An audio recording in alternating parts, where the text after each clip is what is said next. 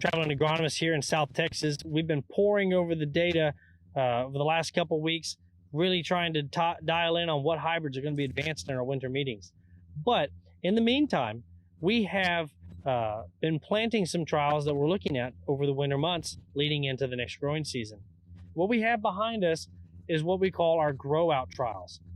Due to COVID and some travel restrictions, it's a lot harder to get to the different regions that we'd normally test these products, such as Puerto Rico, Costa Rica, Mexico, where we can look at products that were grown before they're planted here in the United States. And when I set out to make this channel into, when I was looking for content, one of the things I always wanted to make sure I did was bring information that a grower, general public, or even customers or people in the industry may not even know what's going on behind the scenes and what it takes to get a product in the bag and in the field.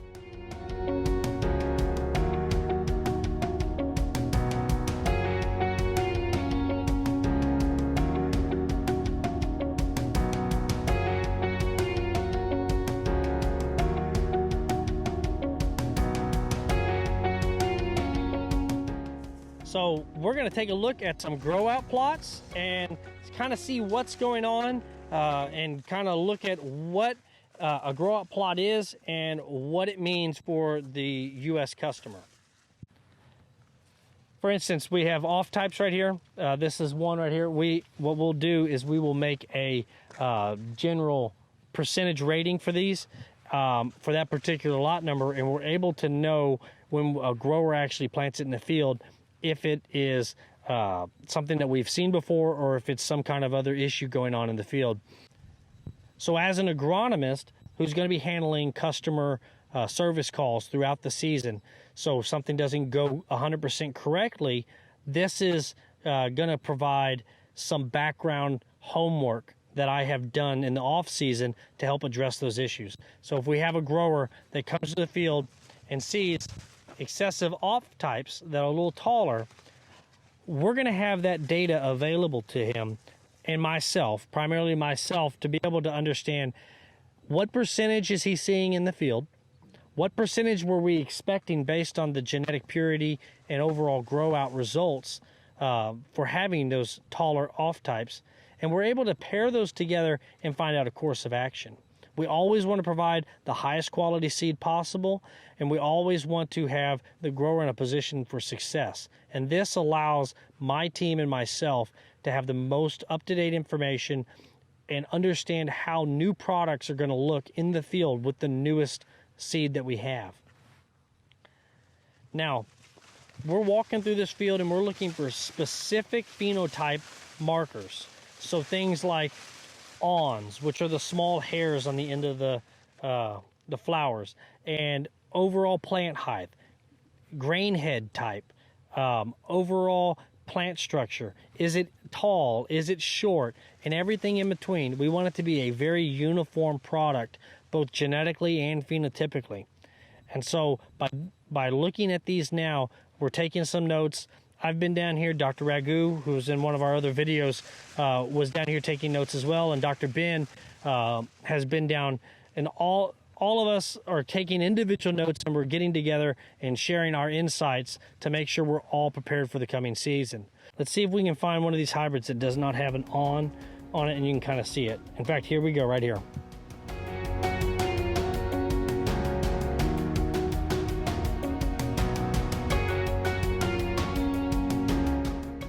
We have some cool insect stuff going on too. Let's take a look and see what's going on. We are looking at a leaf covered in honeydew.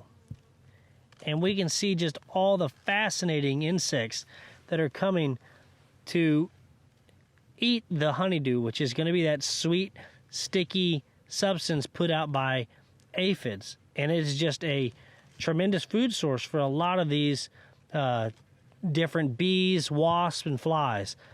Tremendous aphid pressure, and the reason for that is the fact that we are in the off season. This is when we tend to see populations go way up. And what we see there, actually, That looks like a ladybug larva that is molting, which is fascinating right there. And we can see the aphid just slowly crawling around, and in fact crawling on top. And that molt is occurring because it's getting a little bigger. It's got to shed its skin and come out and reharden that exoskeleton. And that's just really fascinating to be able to capture. That's something we normally don't get to see much of, and that's just absolutely amazing to be able to see.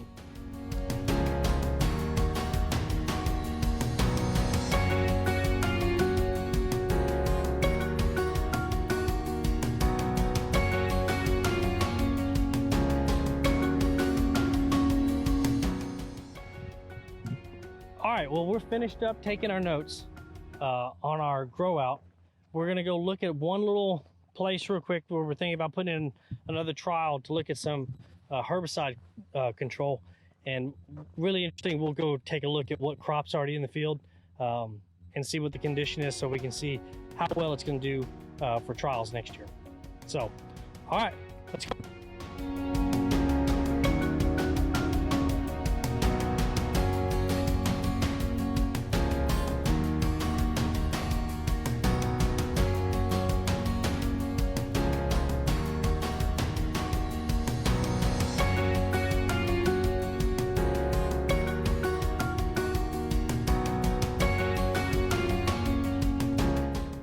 So we're right here outside of a field that we're looking at to do some herbicide work in next year. So what we're always looking for with herbicides is how nasty and weedy can we get before we actually jump in there. And what we see behind us, yep, sugarcane. So we're in South Texas. Sugarcane's a major crop down here. Some real interesting things about it is it's on 60-inch beds, big old beds, and they plant it down there and you get multiple years out of it. This is actually just before harvest. So they're actually going to come in here and harvest it probably in the coming weeks. And that's a really interesting process if you've never been around it. So what they're going to do is they're actually going to burn off most of this biomass. So all of this leaf material, all this dried plant material at the bottom, it's all going to be burned off. So once they harvest this off, we're going to have a lot of weed flush. It's going to be plowed flat. They're going to have a lot of groundwork to do in order to get those 60-inch beds kind of worked out. You'll also have a root ball, kind of that plant, that big plant is going to leave some different kind of issues you're going to have in the field. So this next year is not going to be a yield type of comparison year. We're just going to look at how different herbicide programs can control the different grasses that we're going to see. We got about 40 acres here with Jacob, and we're going to be working with him to kind of see what will work. Again, we're trying to think of things new and different. With sorghum, we feel that it's a good fit down here, and one thing that we're really excited about is with the price in the market. It makes it very good incentive to find out how sorghum fits in more operations, and this will be one of them right here.